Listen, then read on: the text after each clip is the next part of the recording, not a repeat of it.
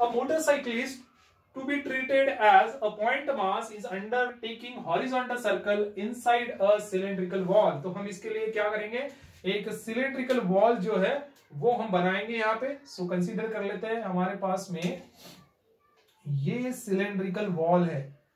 Okay, let us consider this is the cylindrical wall. ये हो गया सिलेंड्रिकल वॉल हमारा. ठीक है, इसको आप जैसे मौत का कुआं जो होता है उससे आप इसको बिल्कुल कंपेयर कर सकते हैं. ठीक है, this is the cylindrical wall, कुछ इससे शेप का रहेगा. अब यहाँ पे जो सिलेंड्रिकल वॉल है ये तो बोला गया है जिसका इनर रेडियस कितना है. इसका इनर रेडियस जो दिया हुआ है वो है 4 मीटर. इनर रेडियस यहां से आप यहां तक ले सकते हैं. ये हो जाएगा इसका रेडियस जो कि कितना है 4 मीटर है. Coefficient of static friction between the tyres. ठीक है, टायर. अब ये जो पर्सन है, ये जो मोटरसाइकिलिस्ट है, ये यहाँ पे ऐसा गोल घूम रहा है, इसके अंदर में ऐसा गोल घूम रहा है. तो फिलहाल के लिए मान लेते हैं कि ये है मोटरसाइकिल, उसको कैसा दिखाना है हमें, एज अ पॉइंट मास दिखाना है. तो ये यहाँ पे मैं दिखा देता हूँ पॉइंट मास, और वो घूम रहा है. ठीक है, इस तरीके से सर्कुलर मोशन अपना कर रहा है. ठीक है, तो ये दिखा देते हैं. अगर ये इस तरीके से मूव करता है तो इसको दिखा देते हैं हम ऐसा कि ये इस तरीके से गोल रिवॉल्व कर रहा है. ठीक है, ये ऐसा जाएगा इस तरीके से. ओके, इस तरीके से ये रिवॉल्व कर रहा है, ये हमने यहाँ पे दिखा दिया. ओके, अब आगे में देखते हैं the coefficient of static friction between. अब ये गोल घूमेगा, मोटरसाइकिलिस्ट है तो ऑब्वियसली पहिए रहने वाले, पहिए रहेगा तो टायर रहेगा. टायर और ये वॉल के बीच में कुछ ना कुछ फ्रिक्शन रहेगा, है ना, कुछ ना कुछ फ्रिक्शन रहेगा जिसको हम स्टैटिक फ्रिक्शन भी कहते हैं. उस हिसाब से इसका कोएफिशिएंट ऑफ स्टैटिक फ्रिक्शन बनेगा. इसका कोएफिशिएंट ऑफ स्टैटिक फ्रिक्शन कितना आएगा, इतना है mu s static friction, coefficient of static friction is equal to the value is 0.4. Calculate the minimum speed and frequency necessary to perform this stunt. ये गोल घूमेगा, देखो ये घूमना चाहिए, कितने कुछ तो भी वेलोसिटी से घूमेगा. तो ये स्टंट जब परफॉर्म करता है तो इसकी कितनी मिनिमम वेलोसिटी हो सकती है, कितनी मिनिमम स्पीड इसकी हो सकती है, वो आपको निकालने के लिए बोला है. ठीक है, तो फिलहाल के लिए मैं क्या कर लेता हूँ, ये जो पॉइंट मास है, ये पॉइंट मास यहाँ पे लो, या फिर ऐसी भी वॉल रहेंगी तो मैं यहीं पे दिखा देता हूँ. यहाँ पे कुछ इस तरीके से दिखा देता हूँ. ये मोटरसाइकिलिस्ट है जिसको मैंने as a point mass consider किया है. ठीक है, यहाँ से कहीं तो भी इसका, ये अगर मैं पॉइंट लेता हूं तो ये इसका सेंटर बन जाएगा. ये सेंटर हो गया, और सेंटर से यहां तक का डिस्टेंस वो इसका रेडियस हो जाएगा. That is r is equal to 4 metre. ठीक है, वही आपने सिलेंड्रिकल वॉल ले लिया, इसका रेडियस 4 मीटर. मैं कुछ ऐसे दिखा रहा हूं यहाँ पे. और हमें क्या निकालना है, इसकी मिनिमम स्पीड निकालना है. मिनिमम स्पीड मतलब ये यहाँ पे दिखा देता हूं मैं कुछ इस तरीके से. ये हो गया इसका, इधर साइड से आप लोगे तो ये दिखा देता हूं मैं. दिस इज v मिनिमम कितना रहेगा, v मिनिमम, ये आपको यहाँ पे निकालना है. ठीक है, और इसके अलावा जब ये गोल घूमेगा तो 1 सेकंड में ऐसे कितने चक्कर लगा सकता है, मतलब आपको क्या निकालना है, इसकी फ्रीक्वेंसी क्या है वो भी आपको निकालना है. कितना है, 1 सेकंड में कितने चक्कर लगाता है ऐसे ये स्टंट परफॉर्म करने के लिए, वो आपको मिनिमम फ्रीक्वेंसी भी निकालना है. ठीक है, तो यहां तक हो गया, यहां तक आपको समझ में आ गया होगा. अब हम देखते हैं इसको सॉल्व हम किस तरीके से करेंगे, किस तरीके से हम इसको सॉल्व करते हैं. ठीक है, तो हमने इसके पहले जो वॉल ऑफ यहाँ पे वॉल ऑफ डेथ है उसमें हमने पढ़ा था कि जब भी कोई मोटरसाइकिलिस्ट सिलेंड्रिकल वॉल में ऐसा गोल घूमेगा, चक्कर लगाएगा, तो उसकी एक कंडीशन होती है. ठीक है, वो कंडीशन हम देखेंगे. वो कंडीशन ऐसी होती है कि उसकी जो वेलोसिटी होती है, ठीक है, ये जो वेलोसिटी होती है वो ग्रेटर देन और equal to square root of this is R G divided by mu s. ये फॉर्मूला है, ये फॉर्मूला आपको याद रखना है. ठीक है, ये क्या है, ये वेलोसिटी है. ये वेलोसिटी, इतने वेलोसिटी से उसको इस हिसाब से इसके अंदर में रिवॉल्व करना पड़ेगा, इतना उसका कंडीशन है. ये कंडीशन है कितना, ग्रेटर देन और equal to square root of R G divided by mu s, ऐसा होना चाहिए. ठीक है, अब इसी फॉर्मूले से आप ये बोल सकते हैं, देखो कम से कम तो मतलब equal to, v is equal to बोलोगे तो क्या हो जाएगा, मिनिमम वैल्यू हो जाएगा उसका. कम से कम इतना वैल्यू, छोटा जो भी इसका नीचे का वैल्यू है, वेलोसिटी का नीचे का वैल्यू इतना तो होना ही चाहिए. Square root of R G divided by mu s, इतना वैल्यू तो होना चाहिए.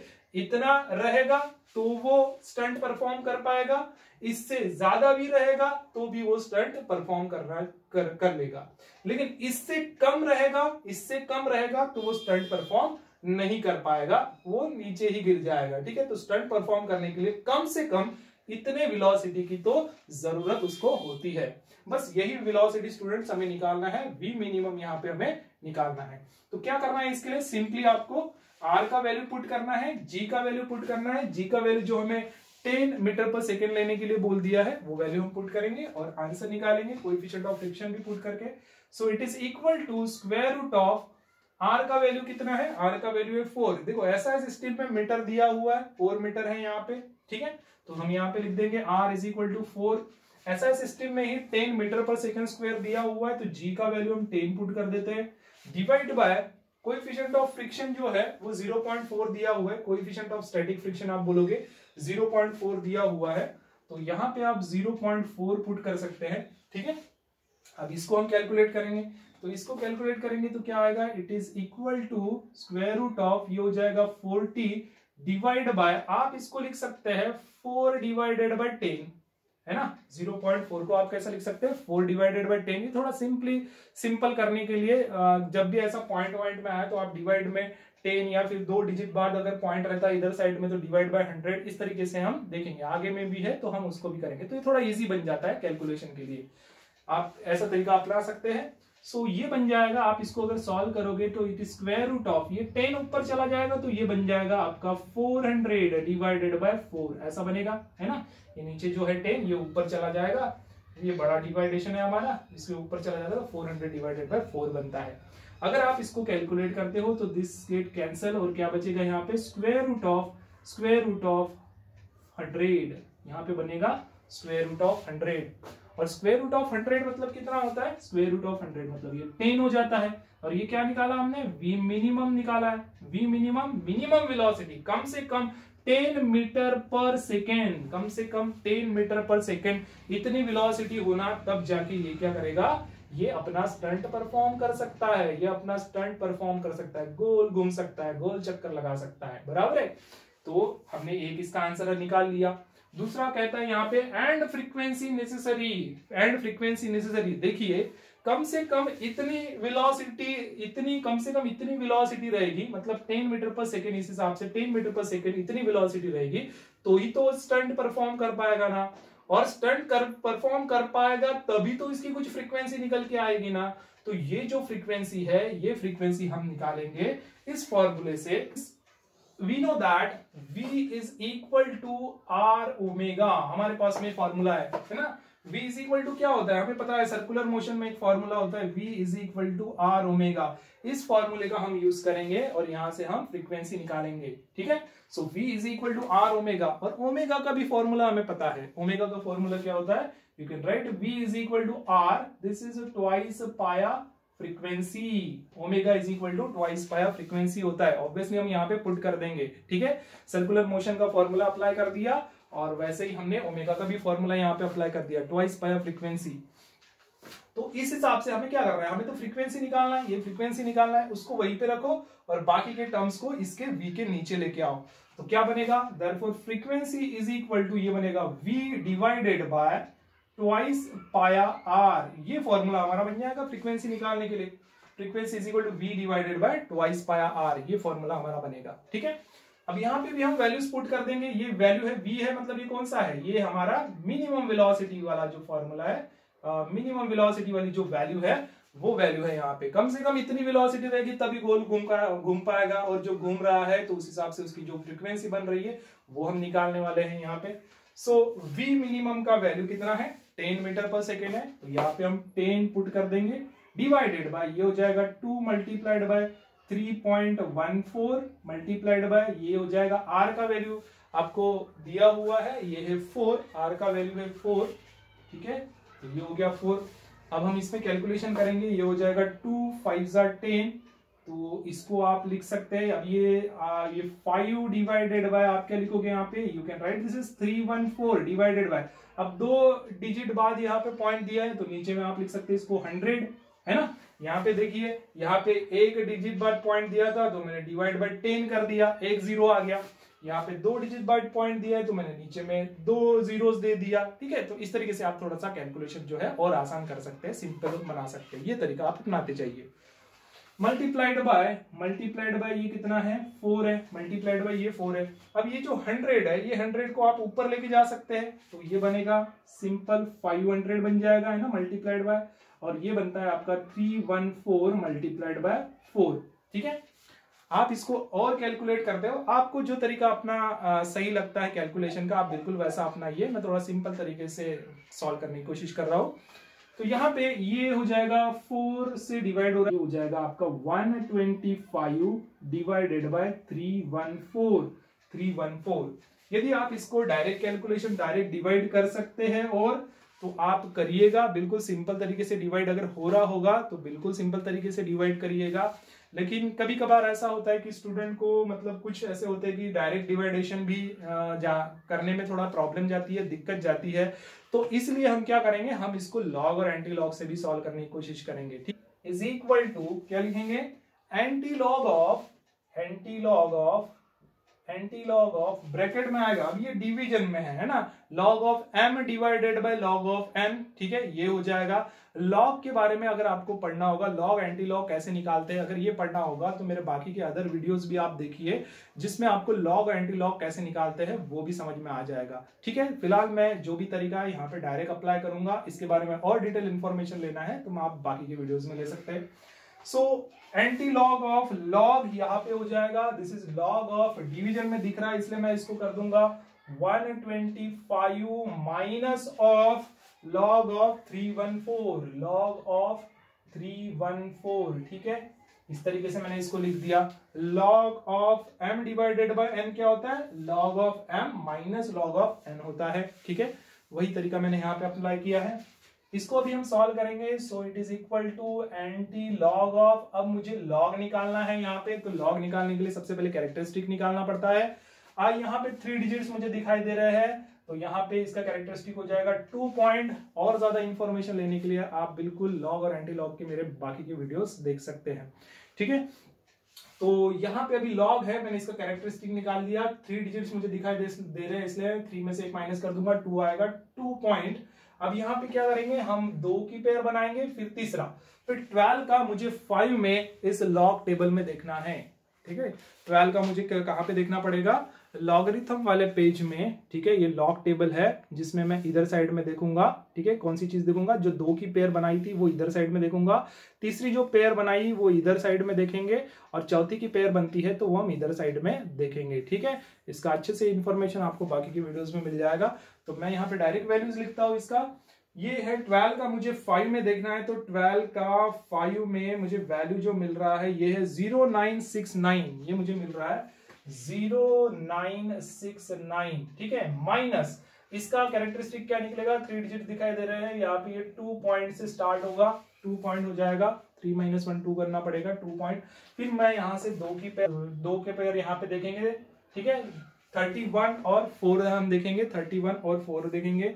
सो 31 जो है इधर साइड में, लेफ्ट हैंड साइड में मुझे 31 इधर साइड में मिलेगा, फिर बीच में जाएंगे और 4 देखेंगे, तो 4 कितना आ रहा है, 31 का 4 में आ रहा है 4969। तो यहाँ पे लिख देंगे 4969। ठीक है, इस तरीके से मैंने इसका जो लॉग होता है लॉग मैंने निकाल लिया। अब और सब्सट्रैक्ट हम सिंपल इस तरीके से करेंगे, ये हो गया 2.0969 माइनस 2.4969। सिंपली करोगे, सब्सट्रैक्ट करोगे, जो भी वैल्यू आता है आप लिख दोगे वहां पे। ठीक है, क्या होगा सब्सट्रैक्ट करने से, ये 9 माइनस 9 0, 6 माइनस 6 0, 9 माइनस 9 0। तो अब ये 0 में से 4 नहीं जाता तो 10 लेना पड़ेगा, 10 में से 4 जाएगा तो ये रहेगा 6, और 10 लिया है तो कैरी 1 देना पड़ेगा, तो ये हो जाएगा 2 माइनस, मतलब अभी देखो इसको कैसे माइनस करना है, ये भी बाकी के वीडियोस में आप बिल्कुल देख ही लीजिएगा। तो यहाँ पे आप इसको माइनस कर सकते हैं, ये 2 है, माइनस ऑफ दिस, ये माइनस से सेपरेट हुआ, दिस इज 2, और यहाँ पे प्लस आप लिखोगे। ठीक है, तो ये हो जाएगा 2 माइनस ऑफ, ये हो जाएगा 3, मतलब ये कितना निकल के आएगा, ये माइनस ऑफ 1 निकल के आएगा। और माइनस ऑफ 1 निकल के आता है मतलब क्या होता है, ये बार 1, माइनस 1 को आप और कैसे लिख सकते हैं, आप इसको बार 1 करके लिख सकते हैं। ठीक है, तो ये हो गया इसका सब्सट्रैक्शन, ये वाला वैल्यू मैं यहाँ पे पुट करूंगा। So it is equal to anti log, ये हो जाएगा, वैल्यू मुझे मिला 12.6000, 0, ये मुझे वैल्यू मिला है। अब मुझे क्या करना है, इस नंबर का एंटीलॉग निकालना है। इस नंबर का अगर मैं एंटीलॉग निकालता हूं तो मैं क्या करूंगा, सबसे पहले 0.60 का 0 में देखूंगा एंटीलॉग वाले पेज में, ठीक है। सो उस लॉग के ही बाद वाला जो पेज होता है वो होता है एंटीलॉग वाला, और इस एंटीलॉग वाले पेज में आपको जो 2 की पेयर बनाई है आपने पॉइंट से, वो आपको इधर में देखना है। फिर बाद में थर्ड वाला वैल्यू आपको इधर साइड में नीचे में ऐसा देखते जाना है, और फिर जो फोर्थ वाला वैल्यू रहेगा वो इसके नीचे में देखते जाना है, ठीक है। तो एंटीलॉग जो निकलेगा 0.60 का 0 में, सो यहाँ पे मुझे दिख रहा है, नेक्स्ट पेज में दिख रहा है मुझे 0.60, वो भी 0 में कितना है, तो ये है 3981 है, 3981। तो मैं लिख दूंगा यहाँ पे एंटीलॉग आपने निकाला 0.60 का जो निकला है 0 में 3981 निकला, बिल्कुल 1 डिजिट बाद पहले पॉइंट दे दीजिएगा, इनटू यहाँ पे पॉइंट के इधर साइड में जो भी नंबर लिखा हुआ है इनटू 10⁻⁻1, आप बिल्कुल उसको देना पड़ेगा आपको। तो ये हो जाएगा, मैं अगर इसको 1 डिजिट लेफ्ट में शिफ्ट करता हूं तो 0.3981 ऐसा बनेगा, और आप लिखोगे इधर में एक डिजिट शिफ्ट किया तो यहाँ पे आप 10⁻+1 लिखोगे, क्योंकि लेफ्ट में जब शिफ्ट करते हैं तो इंटू 10⁻+1 लिखते हैं। ये शिफ्टिंग वाला जो है ये भी आप मेरे वीडियो में देख सकते हैं, किस तरीके से हम डेसिमल पॉइंट को शिफ्ट करते हैं तो हम कैसे 10⁻⁴ के फॉर्म में हम लिख सकते हैं, ठीक है। तो उसमें भी आप देख लीजिएगा।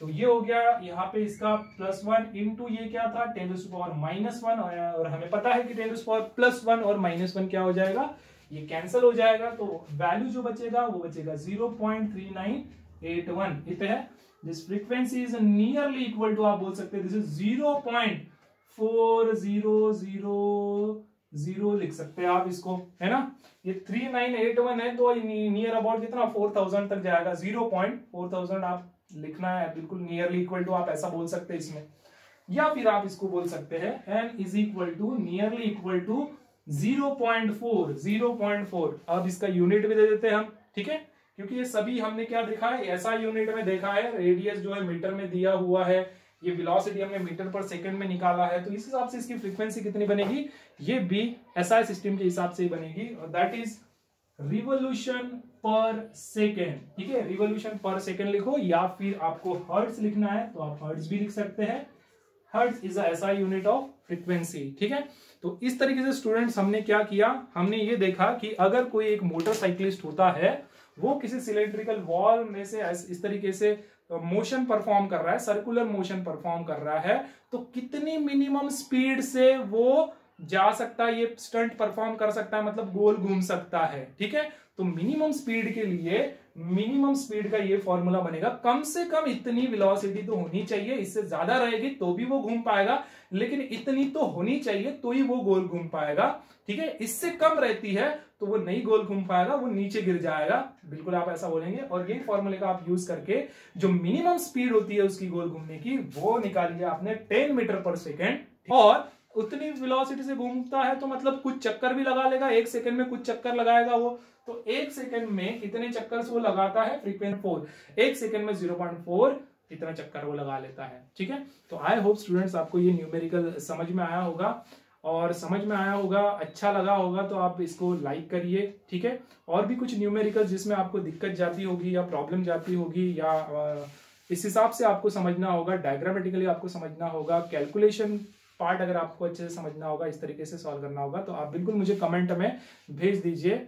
अच्छा लगा वीडियो तो आप बिल्कुल इसको लाइक करिए, आपके फ्रेंड्स को भी इसको शेयर करिए, और आई होप कि अच्छा लगा होगा।